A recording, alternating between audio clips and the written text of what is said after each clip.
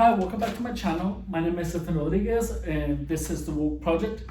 Today I'm going to introduce you to the dark side of language. It is known as double speak, double think, or also demonic or satanic language.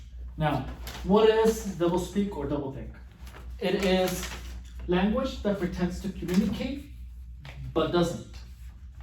It makes the bad seem good. It makes the negative appear positive. It makes something unpleasant appear pleasant or at least tolerable. It avoids and or shifts responsibility. It conceals and or prevents thought, and it prevents rationalization. Now, this is not by any means an all-encompassing presentation of double speak or double think or demonic language. This is merely an introduction. I am not sure in how many parts we're gonna have to add to this, because there are a lot of parts to demonic language or to double speak. So we're only gonna start by covering the very basics, and then in my next video we're gonna elaborate a little bit more onto that. So now, also, it can also be seen as a perversion of language.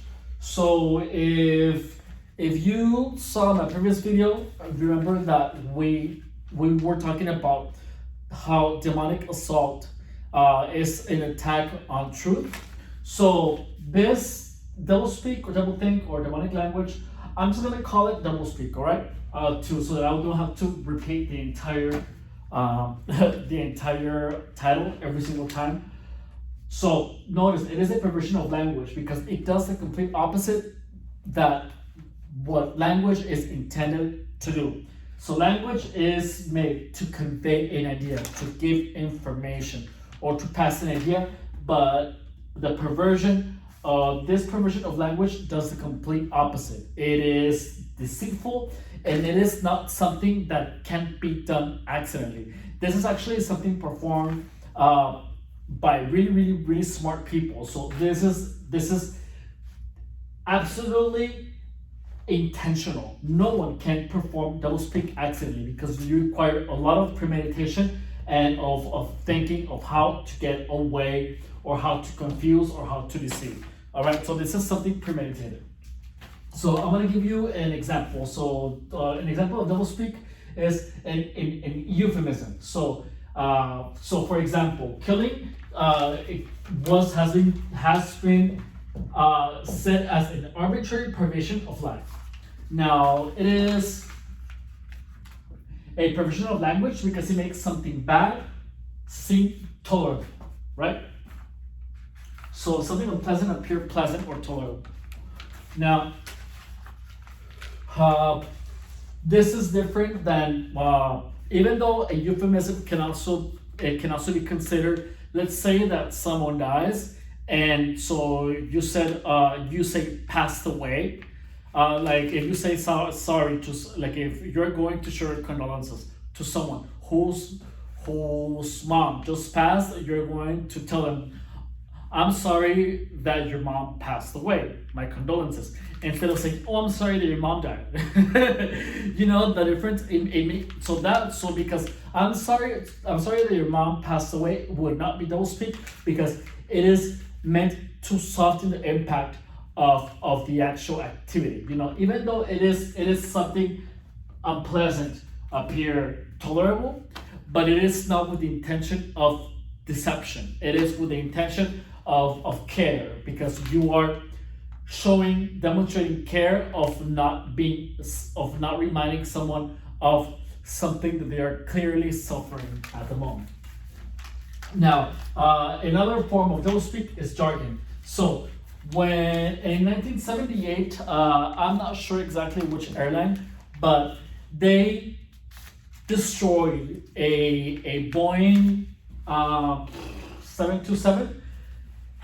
So the insurance policy on it was 1.7 million, and that was a lot less than what the actual plane was worth. So they actually profited of the accident.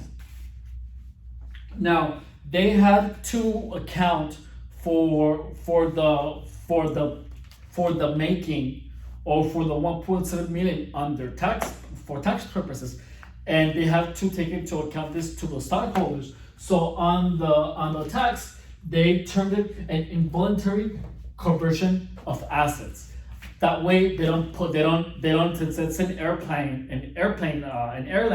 they want to be as far away from crash airplanes as possible, particularly under tax, because all of these are publicly available. So if anyone goes to the public records of their taxes of the company, and then they see that they made $1.7 million because of a Boeing 737 crash, then that's going to look bad on the company, or to the stockholders, or to the general image of the airline. Okay, so now gobbledygook. So this pretty much is piling on words so that you get tired and you don't even try to rationalize what the fuck it means. So I'm going to give you an example of gobbledygook. So this is something that Alan Greenspan said in front of the stock of the, he was like the chairman of whatever, I'm not even sure, that doesn't matter. But this is a very clear example. So gobbledygook pretty much just piling as many words as possible so that you cannot get the meaning of it. So listen to this.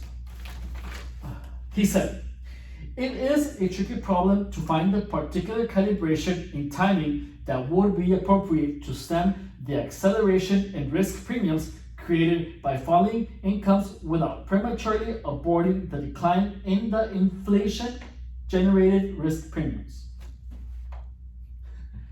Like, I even look at this and try to figure out what the hell they're saying, and I think I would have to go over like 4 times.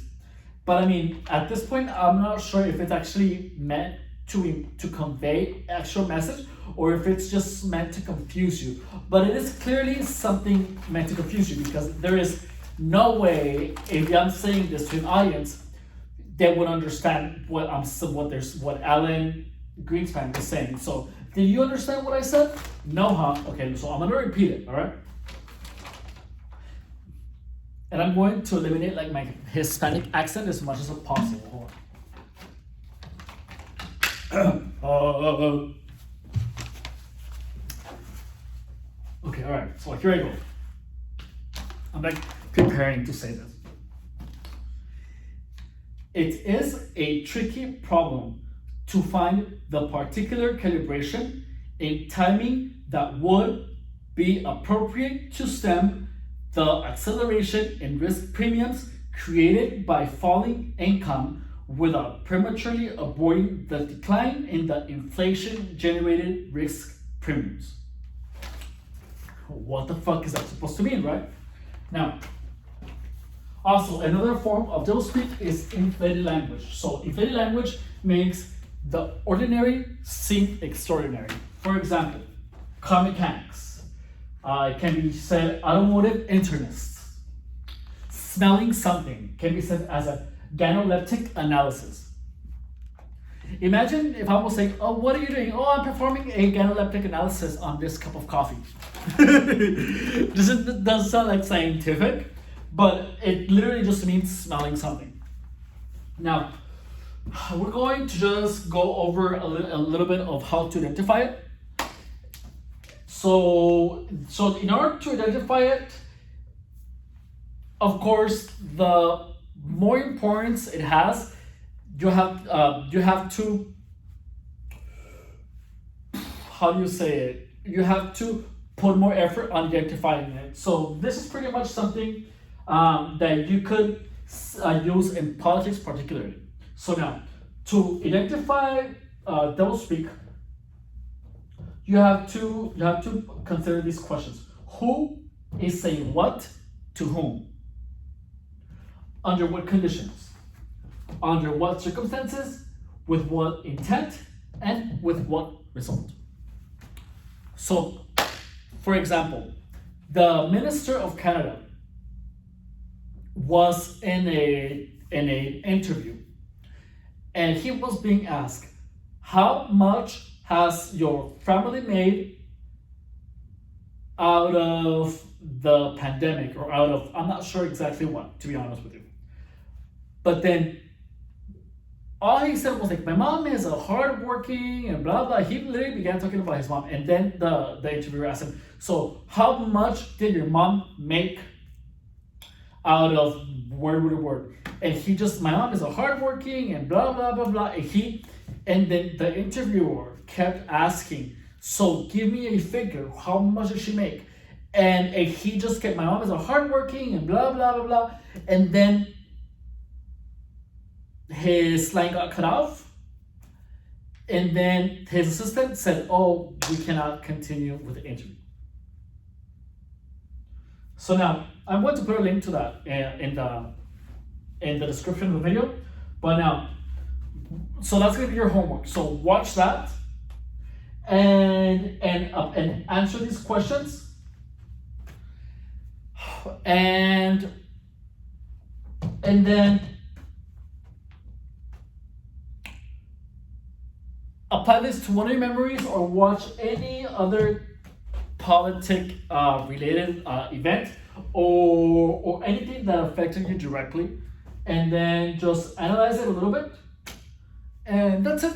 All right. So with this, the whole idea of doublespeak is pretty much, notice that it adds more dimension to language. It is literally a perversion of language. So what it does is that those who are not educated enough, or those who think that the world is good, will take what is said at face value, particularly if they're lazy. So if they're lazy, they are not going to analyze anything. All right. For example, alternative facts. Do you guys remember when alternative facts was a thing? So what is an alternative fact? It's a lie, right? Because a fact is a fact, period. There's no such thing as an alternative fact. So notice that pretty much, it makes the bad seem good. It makes the negative appear positive. It shifts and avoids responsibility. It conceals and prevents thought. So alternative fact is pretty much demonic language. It's a perversion of language. It's clearly doublespeak. Also, family planning clinics. What is a family planning clinic? It's an abortion clinic. Imagine if there was like a building that said abortion clinic. See, they're not gonna do that. They're gonna put family planning, Planned Parenthood. All right. So, if you have any questions, comments, concerns, put them in the comments. Please subscribe, like, share this video. That's it. Thank you. Bye. Oh.